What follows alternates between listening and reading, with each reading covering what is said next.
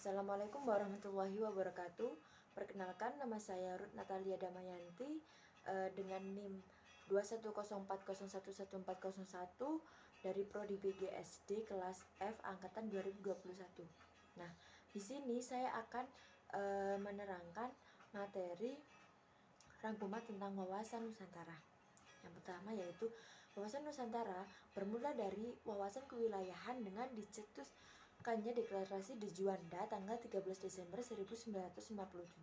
Nah, inti dari deklarasi itu adalah segala perairan di sekitar di antara dan yang menghubungkan pulau-pulau yang termasuk negara Indonesia dengan tidak memandang luas atau lebarnya adalah bagian-bagian yang wajar daripada wilayah daratan negara Indonesia.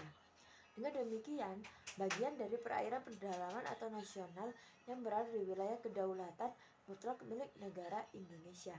Yang kedua yaitu keluarnya Deklarasi de Juanda di tahun 1957 membuat wilayah Indonesia sebagai satu kesatuan wilayah. Laut bukan lagi pemisah pulau, tetapi laut sebagai penghubung pulau-pulau Indonesia. Melalui perjuangan di forum internasional, Indonesia akhirnya diterima sebagai negara kepulauan berdasarkan hasil keputusan Konvensi Perserikatan Bangsa-Bangsa tentang Hukum Laut UNCLOS tahun 1982.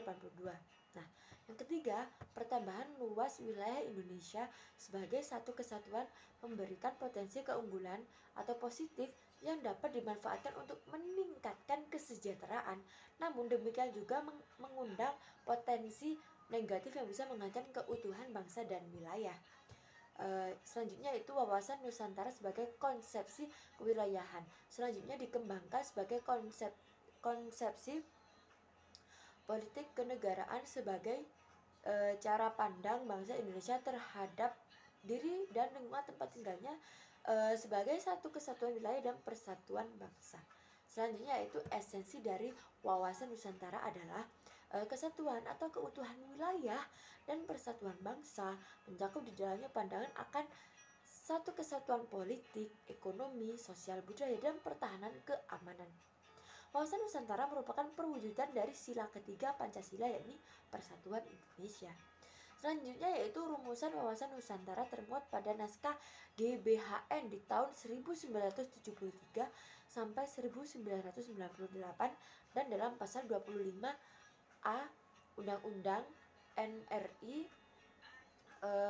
di tahun 1945. Menurut pasal 25A UUD NRI 1945, Indonesia dijelaskan dari aspek kewilayahannya merupakan sebuah negara kepulauan yang berciri Nusantara. Nah, selanjutnya terakhir yaitu berdasarkan pasal 25A Undang-Undang Dasar NRI tahun 1945, bangsa Indonesia menunjukkan komitmennya untuk mengakui pentingnya wilayah sebagai salah satu unsur negara sekaligus ruang hidup Lebensraum bagi bangsa Indonesia yang telah bernegara. Nah, ketentuan ini juga mengukuhkan kedaulatan wilayah NKRI di tengah potensi perubahan batas geografis sebuah negara akibat gerakan separatisme, sengketa perbatasan antar negara, dan pendudukan oleh negara asing. Terima kasih.